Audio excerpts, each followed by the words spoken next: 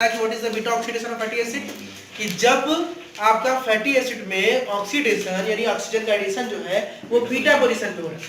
देखिए आपका fatty acid है अल्फा बीटा और ओमेगा, तो जो डबल बॉन्ड को जुड़ रहा है वो कहाँ जुड़ रहा है, beta position. This is the, ये हमारा पहले से था, ये हमारा बीटा पोजीशन, इसलिए इसको बोलते क्या है, beta oxidation of fatty acid. अच्छा कभी कभी क्वेश्चन एक नाम से और पूछता है, कंफ्यूज नहीं होना, कभी कभी पूछता है कि beta oxidation of saturated fatty acid, तो अब इसमें कंफ्यूज नहीं होना। तो क्या क्या होता है सैचुरेटेड, जिसमें सारे सिंगल बॉन्ड, कार्बन कार्बन के बीच सारे सिंगल बॉन्ड हो, उसे बोलते हैं सैचुरेटेड। और ये देखो यहाँ पे आपको कहीं पे डबल बॉन्ड दिखा नहीं, तो ये इसको हम यही बोल सकते हैं कि beta oxidation of saturated fatty acid. ठीक है, तो ये भी नाम से पूछता है कंफ्यूज करने के लिए। अक्सर बायोकेमिस्ट्री में एक साइकिल के 4 नाम होते हैं और कई अलग नाम से पूछेगा कंफ्यूज करने, क्वेश्चन वही हर साल पूछेगा, Krebs cycle, glycolysis, HMP pathway, PDD से हर साल पूछेगा, लेकिन नाम घुमा कर। ठीक है, तो बीटा ऑक्सीडेशन समझ जाएगा। अब देखो जो होता है कैसे, बहुत ध्यान से समझना।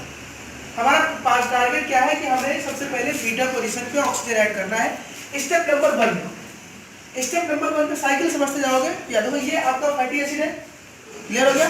ये जो लॉन्ग चेन है R नंबर 16, ध्यान देना कि R नंबर 16 नहीं 16, ये हो गया 17 18 19, यानी ये 19 कार्बन की चेन है।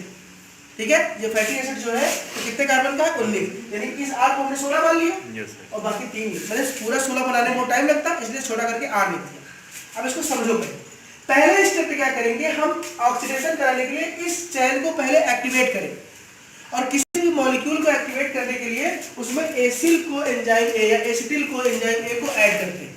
यहाँ पे हमने क्या किया, COSH, यानी ये एसिटिल को एंजाइम ए है, थायो एसिटिल को एंजाइम ए, देखो ऐसे मतलब थायो, ए मतलब एसिटिल, CO मतलब कोएंजाइम, इसको बोला जाता है। तो थायो एसिटिल कोएंजाइम ए इस ग्रुप में जोड़ेंगे, और जब इस ग्रुप में जोड़ेंगे तो ये जहाँ पे O लिखा था, इस O के साथ ये SCO ग्रुप जुड़ जाएगा।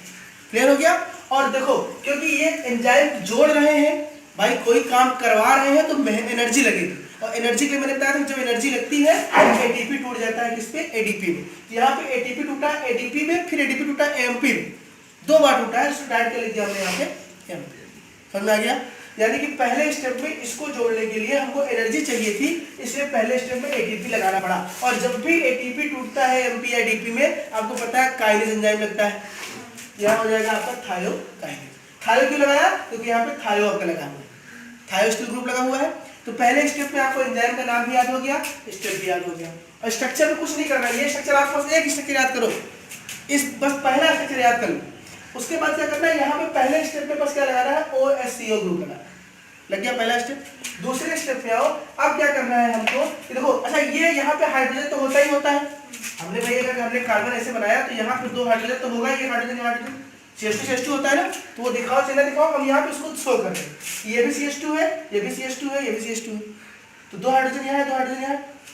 अब की बार क्या करेंगे हम कि एक हाइड्रोजन यहाँ से और एक हाइड्रोजन यहाँ से रिमूव करेंगे।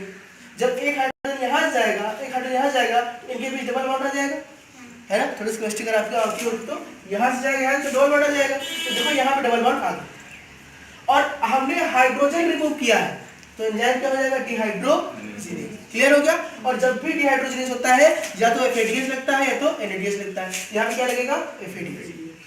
सब चीजें वो साइकिल की स्टेप याद कर लो, एंजाइम कैसे लगाते हैं, कब NADH लगाते हैं, कब ATP लगाते हैं, सब ट्रिक है इसका।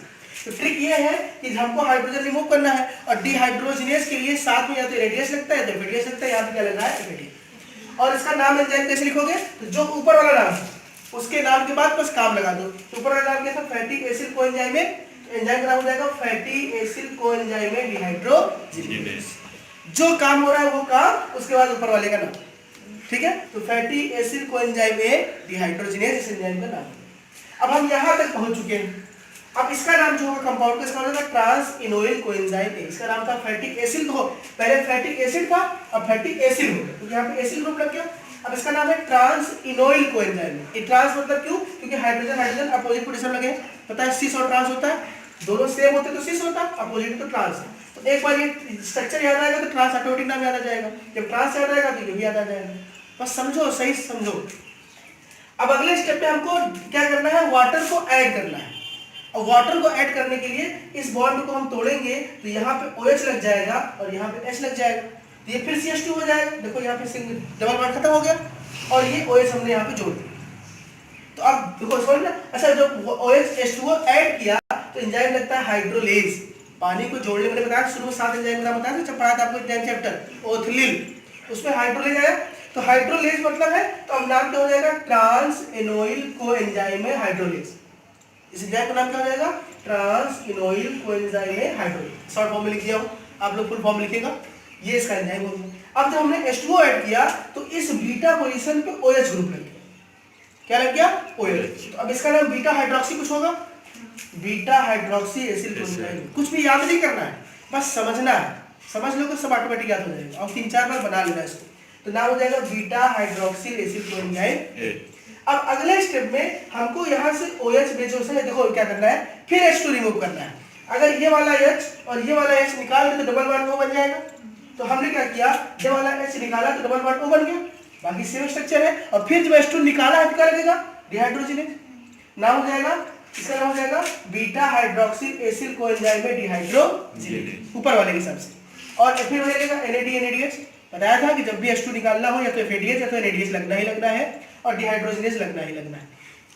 और ये बीटा पोजीशन पे ऑक्सीडेशन हो गया। हमारा मेन प्रोडक्ट यही है, beta oxidation of fatty acid का मेन प्रोडक्ट यही है, क्योंकि हमको यही तो करना था, हमें बीटा पोजीशन पे O जोड़ना था, जुड़ गया।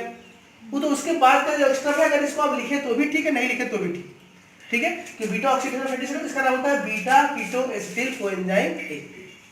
ये हो गया पूरा बीटा ऑक्सीडेशन। उसके बाद ये फर्दर 2 ग्रुप में टूट जाता है, इतना पार्ट अलग हो जाता है, बाकी का पार्ट अलग हो जाता है। इतने पार्ट को बोलते हैं एसिल कोएंजाइम A और इसको बोलते हैं फैटी एसिल कोएंजाइम A। ये 2 अलग अलग भागों में टूट जाता है। ठीक है, हमारा मेन ऑक्सीडेशन जो हो रहा है वो कहाँ तक हो रहा है, यहीं तक हो रहा है। ठीक है ना, समझ जा रहे हैं तो स्क्रीनशॉट ले लीजिएगा इसका। क्लियर है, ये आपका हो गया beta oxidation of fatty acid. समझ में आया ना, साइकिल बहुत सिंपल है, 3-4 बार साइकिल बनाएंगे।